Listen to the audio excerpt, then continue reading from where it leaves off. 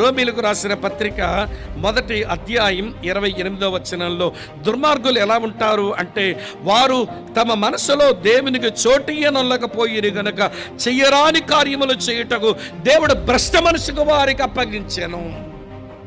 కిందన మీరు 29 నుంచి 32వ వచనం లిస్టు చదవండి. అది చదివితేనే అమ్మో ఇంత భయంకరంగా ఉంటుందా మనుషులు, అవునున్నారు. వారు దుర్మార్గులు, వారి హృదయంలో దేవునికి చోటియ్యనలో లేదు, వారి మనసు భ్రష్ట మనసు అయిపోయింది. నువ్వు నీతి గల వారిలో ఉండకపోతే దుర్మార్గుల్లో ఉండాలి. మరి నీవు నీతి గల వారిలో ఉండకపోతే దుర్మార్గుల్లో ఉండాలి నీవు. అటువైపు దేవుని సేవించేవారు, మలాకి అంటున్నాడు, దేవుని సేవించిన వారెవరో మీరు కనుగొందురు. నీతి గల వారెవరో, దుర్మార్గులెవరో, దేవుని సేవించు వారెవరో, దేవుని సేవింపని వారెవరో మీరు తిరిగి కనుగొందురు.